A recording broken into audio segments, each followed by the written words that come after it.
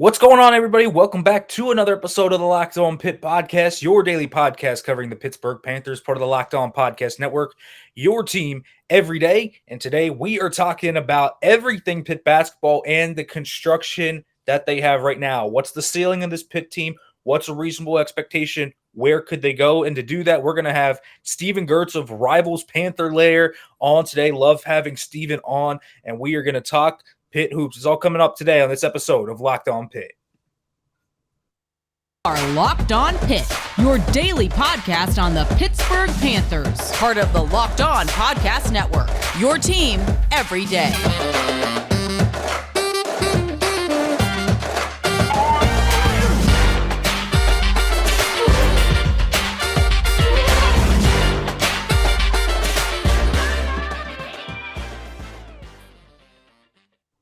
Hey everyone, welcome to the Locked On Pitt podcast.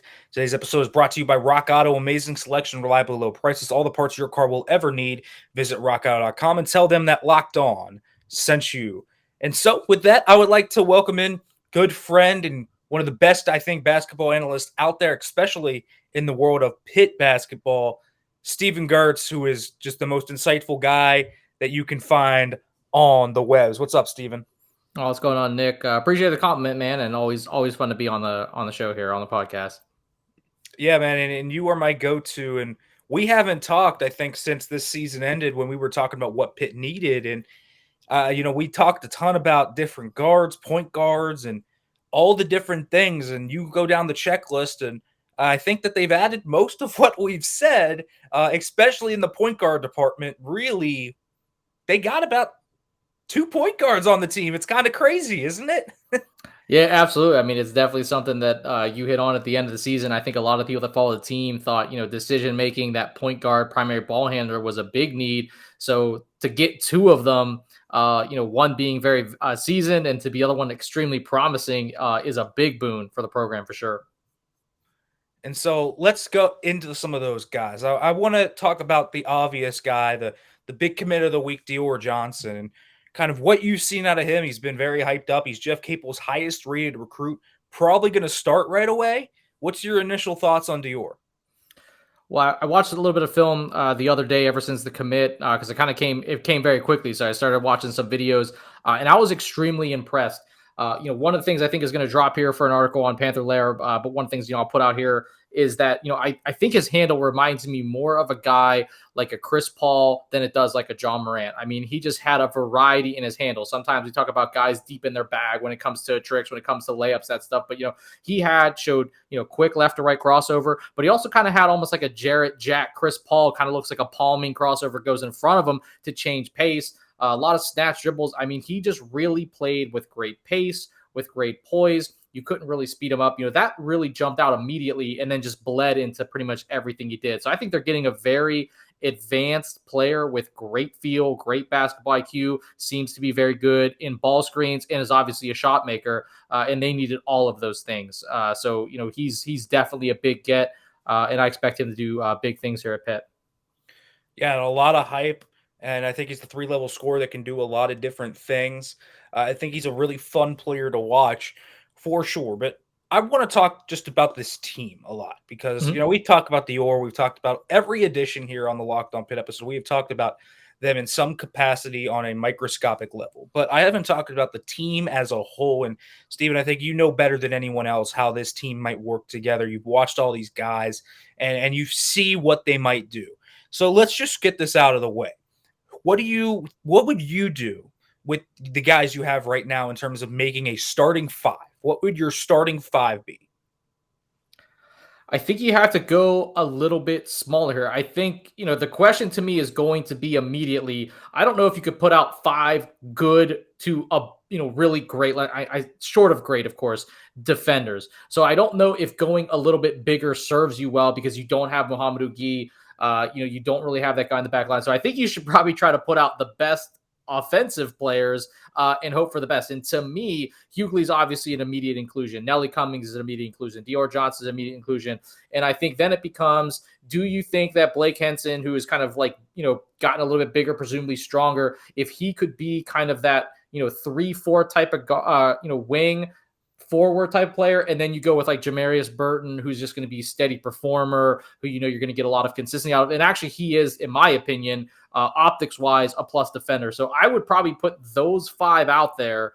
I think you get a good mix of youth, you get a good mix of experience, you get 2 guys that have been in the system, and probably your best 2 returning players. So that's probably what I would go with, because I don't think another combination is going to be good defensively. And then I think you're going to lose offensively if you go to another combination. And we're just not sure where Nike's at. Yeah, I think that's what I would say. Dior, Nelly, Jamarius, Blake Hinson, and then John Hugley, I think, would be the starting 5 I would go with as well.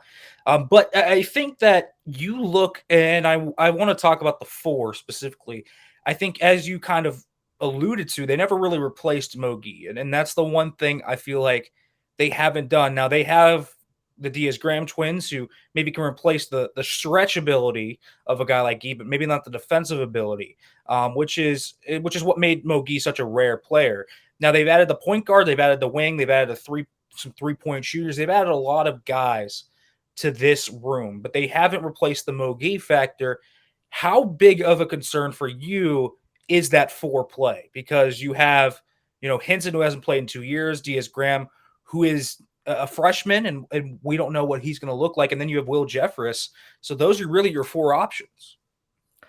I mean, it's big. I mean, people sometimes point at the numbers. They say, oh, you should be able to get that anywhere. But it's just the effect that he had. I mean, you just weren't driving the ball if Mo Gueye was down there. His ability to be in help, his weak side help was such an asset. You just have to scheme around it. And when you really think about Pitt and this team, how many guys last year did teams really sit down and say, we have to scheme around this? When it came to attacking the Panthers, Mo Gueye should have been at the top. Now, in terms of guys you needed to stop, it was probably John Hugley. But Gueye was in there. I mean, he was stretching the floor. He was somebody that, could operate in a little bit of space, wasn't particularly involved in the screen game, but this team runs a ton of horns, and he was a huge part of horns, running those sets. He was a guy that if they were 1 pass away on dribble and kick, he would knock down those threes. Who's that going to be? So he did a lot of things on both ends of the floor that I'm just not sure they did replace, aside from, Diaz-Graham twins could probably replace some of the stretch ability, but that's going to have to be proven too. I would be concerned, but I am a little bit bullish that they may have just added more deep offensive players. So maybe that production gets picked up somewhere. Yeah, I think that's an interesting point to bring up too. And you talk about the defensive capabilities of the team. It might not be there. They don't really have a 3-and-D guy on the team. Now, they just have some 3 guys, and that's different than what they've had in the past, really. They have a few of those guys now that can shoot the 3, or at least the very requisite level. If we went by that starting lineup, your worst shooter in the starting lineup for 3-point range is probably going to be Hugley, but your 1 through 3, really 1 through 4, even Hinson makes that at about a 32% clip, the 3 ball. So you would still be able to have 4 shooters with 32+% on the floor. Cummings 36. Johnson's probably projecting around there as well. Burton probably around there as well. But then you have guys maybe off the bench, and this is a piece that I kind of look at as someone who could be a sleeper that could maybe step up in. Someone like a Greg Elliott, who was highly touted out of Marquette, has dealt with a lot of injuries that have maybe sapped some of that athleticism. But just 2 years ago, he was known as one of those great 3-and-D guys. And do you think that's still in Greg Elliott? Could he turn back the clock and maybe get back to his defensive ways, or is he just more of a catch and shoot shooting guard that you bring on now as more of an offensive piece? You like to think a kid, is going to get back there. One of the things that I like about Elliott, he's still bringing, like 114 games of just collegiate experience. He also last year had to mesh with, 6 new freshmen there at Marquette. So this is somebody who's able to, who's proven last year he can come in, he can mesh with an entirely new group of players and still be an effective player. Now, can he get back to shooting like 45%? I don't know. Even if it's like 42, I think that's awesome for Pitt. So, I mean, even if he doesn't really quite get back to his peak collegiate season, he could still get back to, shooting it in the low 40s, which would be about his career, right? About 41%. So, I mean, if he's right around there, a little bit above, as far as the defensive element, it depends on what Pitt kind of slots him in on that assignment. Like, is he going to have to be the low man sometimes? It's sometimes Ethiel Horton or Femi Udakali, once they realized that Horton wasn't great there. Femi Udakali became that person. Will he be effective there? I don't know. They don't really put their guys on an island either.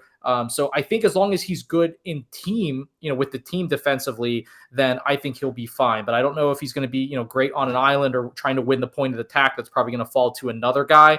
And I don't know how good he's going to be as the low man like Femi Odekale was. I think that's going to fall on Jamarius Burton. Cool, great insight. We're going to talk a little bit more about the team and some individual guys. But first, let me let you guys know about BetOnline, because BetOnline.net is your number one source for all your betting stats and sports info. Find all the latest sports developments, news, and odds, including this year's basketball championship matchup, the NHL Finals, MLB, and, of course, fighting news from MMA to UFC and boxing. BetOnline is your continued source for all your sporting wagering information, including live betting, esports, and more. Head to the website today or use your mobile device to learn more about the trends and the action. BetOnline, where the game starts. All right, everybody, welcome back to the Locked On Pitt podcast. Here with Steven Gertz talking a little bit about Pitt basketball. And Steven, I want to go more towards a team aspect here. You've seen kind of some of the guys that they've added, like Dior Johnson and Nelly Cummings. These are guys who maybe like to push the tempo a little bit more. And last year, it was very deliberate that Pitt was a slow team that wanted to make games ugly and drag other teams into the mud. And this is maybe a different kind of philosophy change for Jeff Capel. Do you expect them to go more up-tempo and maybe play with change of pace and do more of that now that they have two point guards? And how would that affect Pitt offensively? I think that's a direction that, every coach would like to get easier baskets in transition. Last year, only 18.8% of Pitt's total shot attempts were in transition. So I don't know where that ranks in a national average, but that's only like 1 out of every 5. And for a team that plays at a slow pace, I'm not sure that's really a lot of shots. Also, I think we all noticed, just kind of anecdotally, they turn the ball over a lot in transition. So to your point about having a true floor general there, I think if they feel they can play under control, be disciplined in running those lanes, they have guys that could be able to run for threes. They have guys that should be able to run down the middle of the floor like Hugley, especially if he's in better shape. And then they have point guards under control. They should be able to do it because, this is a team that's going to need to have every point up on the board to win some games. So I do expect them to maybe have an uptick in kind of total shot representation, but it's going to have to come with some level of efficiency. Last year, I probably could look through, but I would say in the last 5-6 games, there's at least 2 or 3 turnovers a game that occurred in transition, which is ideally not what you want.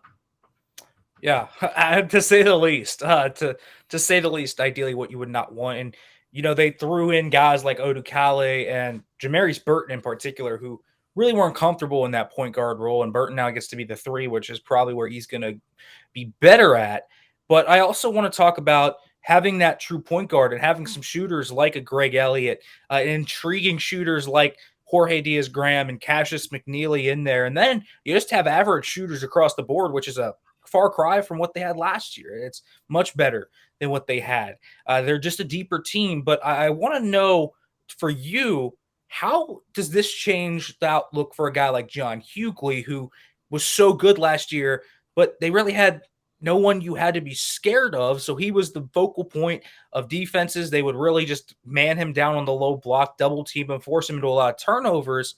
How is this team that is built around, say, John Hugley, essentially, how is it going to help him flourish potentially into an even better season in his junior year? Well, that's a great question, Nick. I think a lot of that depends on what Hugley we get back here. Are we still getting a block dominant Hugley? Because you saw the effectiveness when Ethiel Horton came back. If he's in that strong side corner when Hugley's in the post, it really provides a lot of opportunities there. But are we getting a Hugley that's now more of a mid-post guy? Are we getting a Hugley that's more of a high-post guy in attacks? Can they find, one of these point guards to pair more in short roll situations, which he was really good with Femi Odekale last year, particularly towards the latter part of the year. So it depends on what Hugley we're going to get. But I think, because he's so prolific offensively, and I expect him to be a little bit more dynamic this year, I think the spacing is obviously going to help, but they have to use that spacing correctly. I think if they just throw, Elliott in the corner and just hope that holds the defender, that's not really been good for them. Right? Let's just be honest. I mean, that's what they had Horton do, and there was times it was okay, times not. I think they have to really sit down and think about the best way to deploy those guys to truly create space, because just going 4 out and 1 in or 5 out, which is what they do a lot, especially if they run like delay with Hugley coming down late, they didn't get a lot out of those sets. I think they really need to figure out why. And then you can really maximize Hugley, because I expect him to be extremely dynamic this year. And I don't think he's just going to be glued to the low post like last year. Yeah, he lost 20 pounds via the roster, so he's little bit more chiseled, different frame, which is interesting to me. But I also talked with Dior Johnson, and he said, something that they've talked about is maybe getting Hugley to set some screens out on the perimeter, then be the roll man down and kind of move on action and cutting and doing a lot more of that. And that would be something that we just haven't seen because they haven't had a competent screen setter really, or a competent game off those screens. Do you think that could be something that maybe they look for Hugley to do and to open up this offense a little bit more?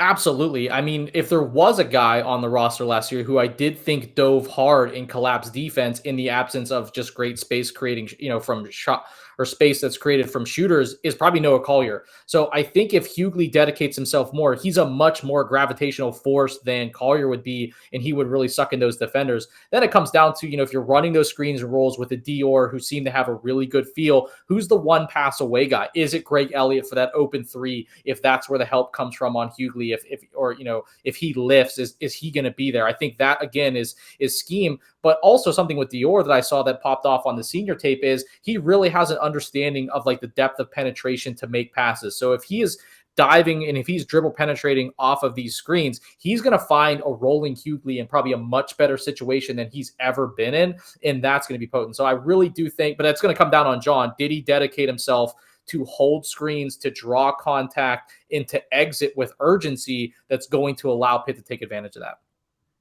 Well, you talked about the guy that it could be, whether it's a Greg Elliott or whatever, but Dior was talking about maybe that being Nelly, and your thoughts maybe on that, maybe not in that specific role, but how comfortable are you with, say, if Dior and Nelly are the two starters, which we expect them to be, and maybe they are switching off every now and then, point guard, maybe off ball, how comfortable are you with Dior and Nelly respectively, say, working off the ball, maybe as not the main ball handler? Are they effective enough? Or is this where maybe we can see Nike, if he starts to really get in a heat, maybe start to get into the lineup a little more? Well, I think there's more collegiate evidence, obviously, that Nelly can do a little bit more off the ball.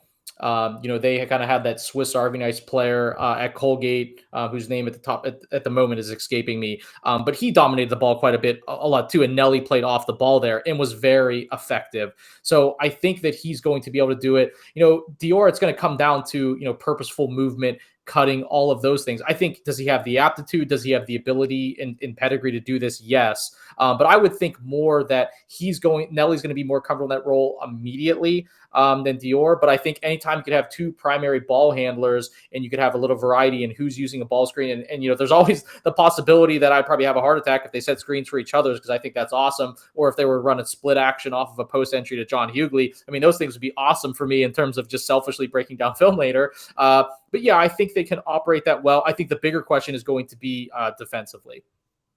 Okay, so the defensive questions come up again. Where's the rim protection on this team? Because that was essentially Mo Gueye. Is there really a rim protector, or is that going to be another area where it feels like we talked about they're putting a lot of pressure on John Hugley to be the best version of John Hugley? Is that going to come from Hugley? Is it going to have to come from one of the twins? Where's this coming from? Well, if we go with the starting lineup that I think we both had, I don't think the rim protection really comes from Hugley, and I don't know if you can really afford for him to get in any type of foul trouble, really, right? That's going to be something we talk about all year.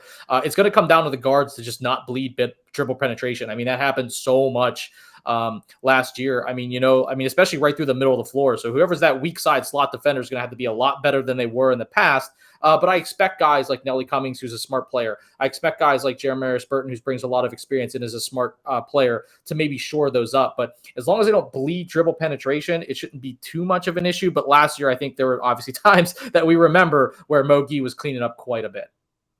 Yeah, I would agree with that. We've mentioned the Twins a little bit on here. When you watched Jorge and Guillermo, I watched them a little bit and said they're twins, but they couldn't be more different from each other. Very different players. What is your year one expectations from the Twins? I hear everything from they're going to redshirt to these guys are going to be, impact stars right away. What's your expectation for Jorge and Guillermo? I mean, I think based on the position they play, they're going to have to be able to contribute. But, the people that you hear like, oh, well, it's like having two Chet Holmgrens. I think we really got to pump the brakes there, right? I mean, that dude's probably going 2 in the draft. So I don't think we have 2 of those guys quite yet. I think, coming out of those Pau Gasol camps, though, you can clearly see those Euro type skills.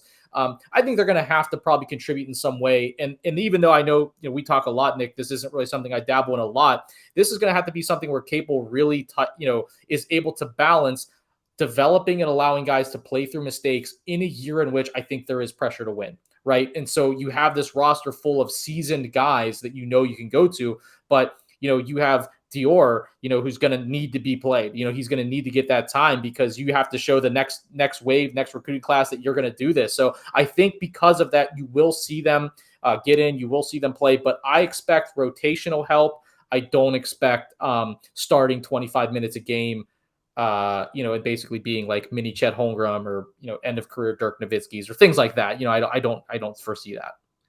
All right, we're going to go to expectations and stuff next. But folks, I'm letting you know about Rock Auto because this episode was brought to you by Rock Auto. And with the increasing numbers of makes and models, it's impossible for your local chain auto parts store to stock all the parts that you need. You don't have to endure questioning while the person behind the counter orders the parts on their computer that all their warehouse only happens to carry. That's the only stuff you can possibly get. But you have computers with access to rockauto.com right now and in your pocket. You could save as much as 100% more with Rock Auto. You could save time and money. It's a family business with reliably low prices for every customer. So go to rockauto.com right now and see all their parts available for your car or truck.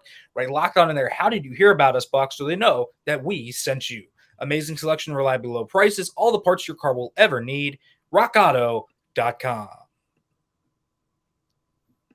All right, everybody, welcome back to the Locked On Pitt podcast, talking Pitt hoops here with Steven Gertz. And Steven, I want to shift over maybe to more general stuff. And I do want to throw out the granddaddy question that everyone's going to probably be wondering. When you look at this team and the construction that they have, what's your realistic expectation for them? Are they top half of the ACC? Are they an NIT team? How likely is it that they make the NCAA tournament? Stuff like that. Is this a team that could potentially make the run that Jeff Capel needs them to make? Well, I think this season, their floor and their ceiling are further apart. Last year, I thought their ceiling and their floor were pretty close together. I had them winning 9 games, ended up winning 11. So, I thought that that's kind of more where they were this year. They could be a team, in my opinion, that wins 15, 16 games. I mean, with a ceiling of maybe you're thinking NIT. I still think it's more of like a bottom half ACC team, but maybe not the bottom or one of the bottom two. But I also think because of just the variance in the roster, I mean, there's so many questions. Is Hinson going to come back having taken all this time off? Is, Cassius McNeely going to contribute having not really played Division I basketball due to injury and COVID? Is all of these pieces going to gel right away? There's no front court depth. All the things that you could go negative on, I think does still create a floor of, somewhere between 9 and 12 wins, maybe even 10 wins. But I do think the ceiling could be a team that could maybe push for the NIT if things go well. If John Hugley is a first or second team all ACC performer, if Nelly Cummings and Dior Johnson and having a true point guard add 3 wins, well, yeah, now you're looking at 16, 17 wins. Yeah, I think that's an interesting thought process, and Jeff Capel probably needs to make the NIT, I think, to save his job at the very least. But this is an important year for him. And we talked about this, that he's coaching up with his back against the wall. And it's going to be very important for Pitt to win a lot this year. So when you look at the weaknesses of what this roster carries with them right now, you've touched on some, defensive things. What are some of the prime weaknesses that teams are going to attack them with that you think could be attacked and that are going to stick out once the team starts to play on the court? Well, I mean, we've talked about defense. Health is always going to be one, right? You really can't attack that. But Hugley being in foul trouble, those I think are obvious ones. But maybe this team doesn't shoot the ball super well, right? Like that is a possibility. I mean, we don't know what Dior's ability to shoot the ball at the collegiate level. I think he's a shot maker. I don't see anything wrong mechanically. He takes and makes a lot of contested shots, but sometimes that goes one of two ways. Maybe Hinson doesn't come back. I think it's just the gelling of all of these pieces. There's guys that aren't really coming off college seasons. I think Elliott's going to be stable. What's Nike Sabandi's health really at, right? Like if he's 100% ready to go, I think that's a very different than him still, kind of suffering from this knee injury. So I think there's a lot of variables there, but I think the one second to defense is what if the team doesn't really shoot the ball that well? I think, it looks like on paper they can, but again, there's not like JJ Redick or, like Tyler Hero or Chris Middleton. There's not like those dudes on the roster per se. just because last year it just ended up only being Horton. I mean, only Burton and Femi Okali shot 41 and 39% respectively from the field. If they're not efficient from the guard spot because that's where they're deep and they don't shoot it well, I think we're looking at a season similar to last year with just different names. Yeah, and that would be worst case scenario for everything. But I think the big thing you look at this year is, and that everyone has pointed out is, well, they're deeper. They have potentially 6 capable guards to play. They have the Diaz-Graham twins, who you feel like are going to play a little bit. Maybe even Will Jeffers takes the step you've looked for him to take, but they're deeper at the very least. They were very short sighted last year in terms of the depth that they had. Do you think that could potentially give them some longevity that we haven't seen Jeff Capel's teams here at Pitt have, where he has collapsed repeatedly in the months of February and March? Could that potentially stave off those collapses as the team maybe doesn't get weighed down as much playing, say, Burton doesn't need to play 40 minutes every night? Yeah, that's a good question. I think if the depth plays well, right? I think we went into last season thinking, oh, Chris Payton looks like this really good JUCO athlete. Dan Aldapo looks like he's going to contribute and be able to do something. Noah Collier's going to take a step forward. It looked like last year they were going to have depth at forward. They're going to have a little bit more front court depth. And then we get to, like you mentioned, those points in the season, you can't play Chris Payton because he's just lost defensively.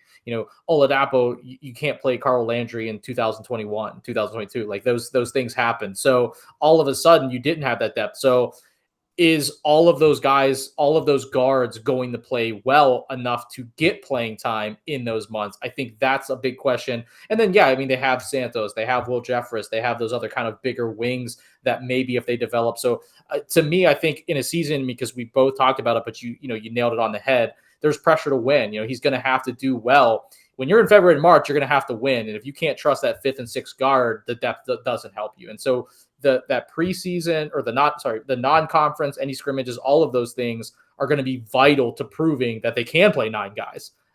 Because otherwise they'll just be back like they were last year with 7, when they really needed to win. And you look at the non-conference, it's not easy. Vanderbilt, at Vanderbilt, then West Virginia comes to Pitt, and then they're also in the Legends Classic with Michigan, VCU, and Arizona State in there.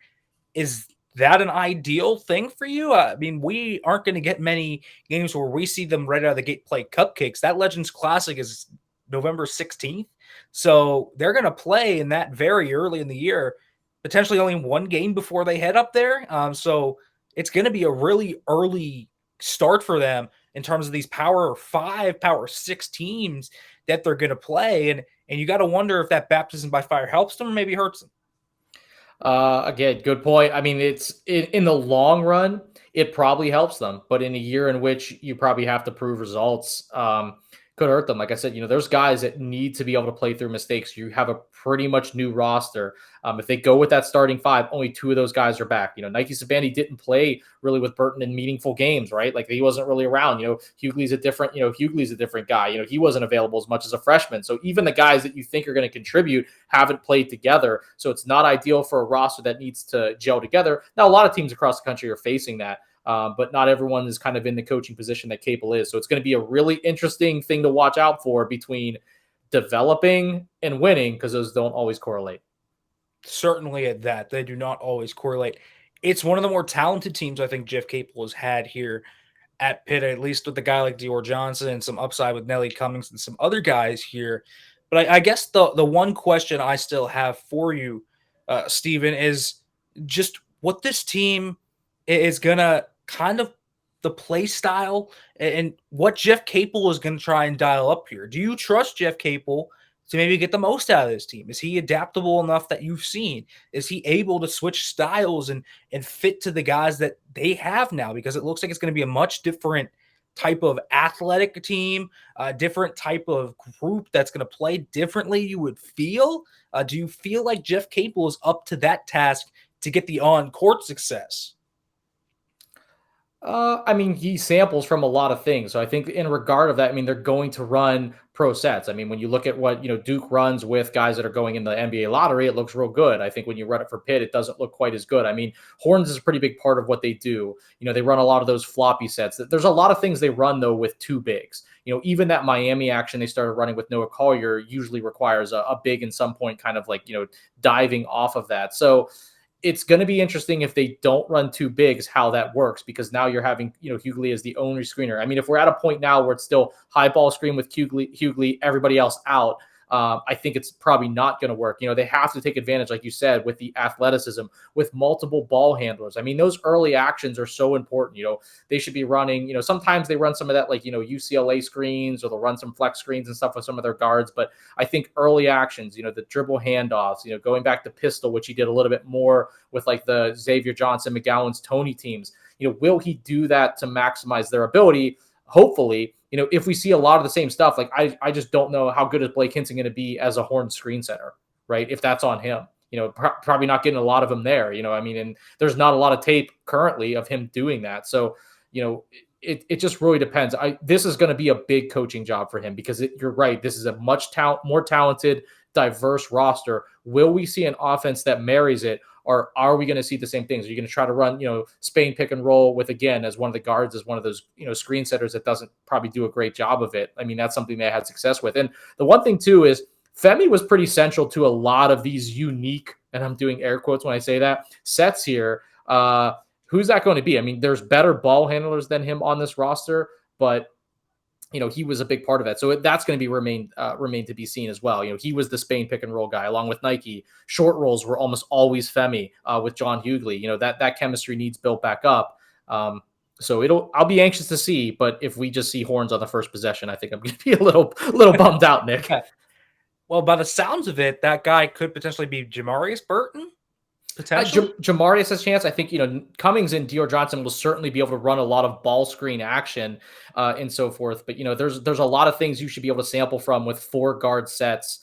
I mean, they can run, 1-4 high. Sometimes they run 1-4 flat. I mean, there's a lot of other things you could do. Even when you look at teams that do that within the ACC, North Carolina has done that. Wake Forest has done that. So Capel's done a good job sampling. It's going to be being in the details for execution. In kind of marrying an offense to this. I mean, when you look at the job that, Forbes did at Wake Forest, completely changed it, right? Completely changed the way they did things this past year and had a ton of success. I think, they didn't go as far as they would have liked, but I think you consider last season a win for Wake Forest for sure. And can Capel do that here? I think that's that's how I would compare it. That's what they're going to need, a Wake Forest like season. And the models we talked about, or at least I talked about, were Wake Forest. And I think, there was maybe some look of, could it be a Miami-ish team where they, got their Charlie Moore and they had an Isaiah Wong-like player and a Cam McGusty type player. I'm not sure they have that exact build, but maybe they can have type of success there, not go maybe as far as Miami did. But if you can get to the NIT like Wake Forest did, I think that's a win every day of the year. All right, Steven, where can they find your stuff, read your stuff, do all that great stuff, follow you, do all of it?